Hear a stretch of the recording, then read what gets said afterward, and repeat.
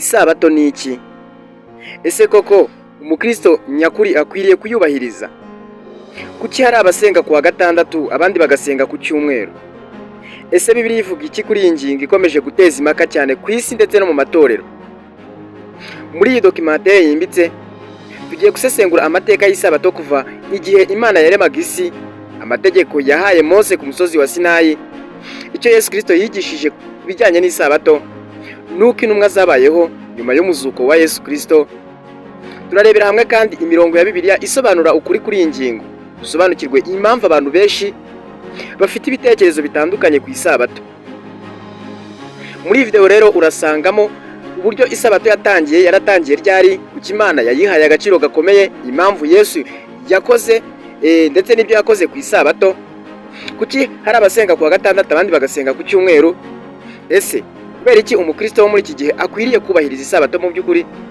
Imirongo yo muri Bibiliya isobanura rero iyi ngingo mu buryo bwimbitse. Iyi ni video cyangwa se iyi ni documentary iri bugufashe kumenya amateka n'inyigisho za Bibiliya ku bijyanye n'Isabato, kandi iraguha amahirwe yo gusoma ijambo ry'Imana ndetse no kurisesengura wowe ubwawe. Nyuma yo kureba iyi video uraza gusobanukirwa impamvu abantu benshi basenga ku Isabato. Ubundi kandi ariko ntugende utaduha igitekerezo udusubize kino kibazo. Wowe ubona Bibiliya yigisha iki ku Isabato? Tanga igitekerezo cyawe kandi mu bwubahane.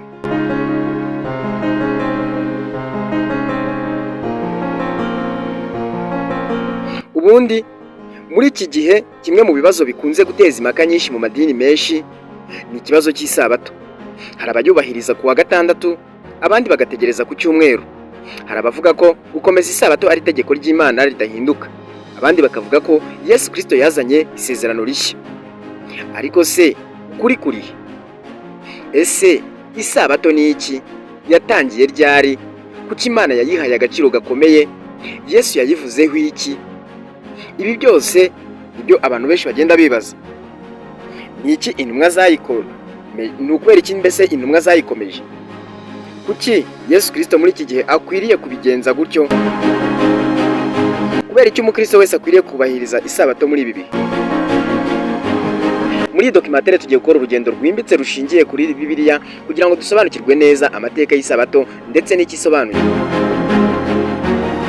None se ubundi Isabato yatangiye ryari? Inkuru y'Isabato itangira kera cyane mu gihe mu gitabo rero cy'Itangiriro, nyuma yo kwirema ry'isi n'ibiyirimo.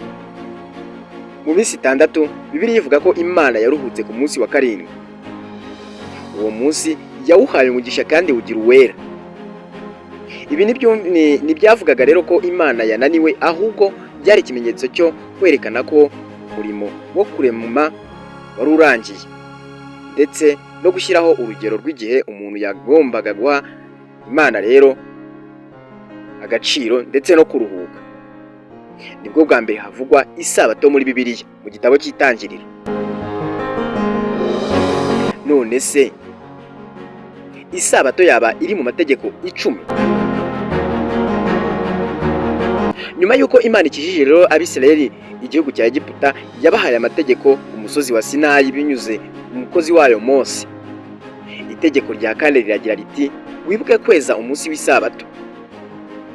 Abisirayeli basabwa gukora imirimo yabo mu minsi 6, ariko umunsi wa karindwi bakawuharira Imana. Nta muntu wari wemerewe gukora imirimo isanzwe, yaba umwana, umugaragu cyangwa se uw'umudendezo. Isabato yari ikimenyetso cy'isezerano hagati y'Imana ndetse n'Abisirayeli. None se ubundi intego nyamukuru y'Isabato yari iyihe? Ubundi Isabato ntabwo yari umunsi wo kutagira icyo ukora gusa, ahubwo wari umunsi wo kuramya Imana, kuruhuka, gusenga, gusoma amategeko, gufasha abakene, kwigisha abana by'Imana ndetse no kurema umubano mwiza mu muryango.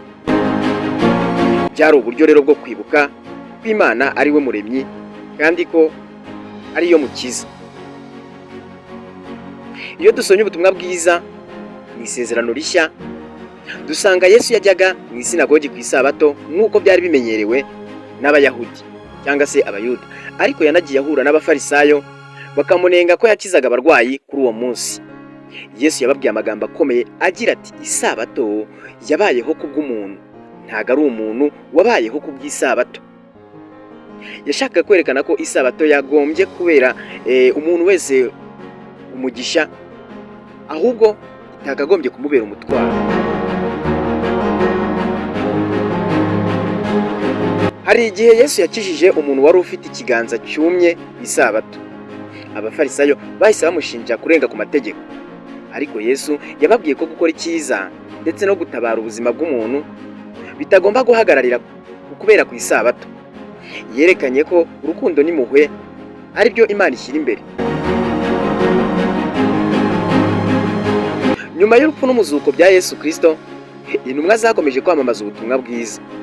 Hari aho Pawulo yigishaga ku isabato kuko aribwo abayuda bateranaga, ariko kandi abakristo ba mbere batangiye guteranira ku munsi wa mbere w'icyumweru bibuka umuzuko wa Yesu Kristo.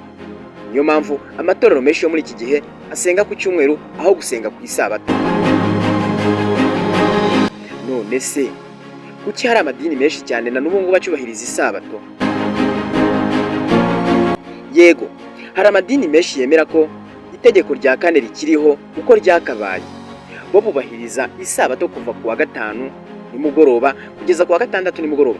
Bemera ko kandi uwo munsi ariwo Imana yejeje kandi utagomba guhindurwa n'umuntu. Abandi bakristo bo bibanda ku kwizera Kristo, bakavuga ko icy'ingenzi atari umunsi ahubwo ari ukugira ubuzima bwera ndetse no gukunda Imana. None se Pawulo yaba yarigishaga ibiki ibijyanye n'uyu munsi? Mu nzandiko za Pawulo dusanga ashishikariza abakristo kutacirana rero imanza birebana n'uyu munsi. Muri make, kudacanirana imanza. Yigisha ko agakiza kabonerwa muri Kristo Yesu atari ukubahiriza amategeko y'imihango gusa. Cyakora Pawulo anashimangira ko buri wese akwiriye gukurikiza umutimanama we ndetse no kubaha abandi. Nubwo abantu benshi batandukana mu gusobanukirwa isabato, hari amasomo akomeye cyane ashobora kutwigisha: gufata igihe cyo gusenga, kuruhuka, kubana n'umuryango, gukunda Imana ndetse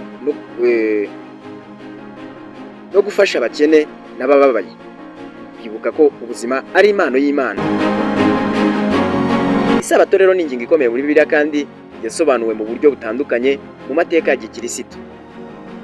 Abantu bashobora kutavuga rumwe ku munsi wo guteranaho, ariko abakristo benshi bubahiriza rero kuba bahuriza hamwe no kuba baramya Imana, gukunda mugenzi wawe ndetse no gukurikira Kristo ari byo by'ingenzi. Bityo rero igihe wiga kuri iyi ngingo ni byiza gusoma Bibiliya ubwawe, gusenga usaba ubwenge ndetse no kubaha abafite ibindi bitekerezo. Murakoze gukurikirana iyi documentaire. Niba yagufashije sangiza abandi kugira ngo bamenye neza amategeko y'inyigisho za Bibiliya.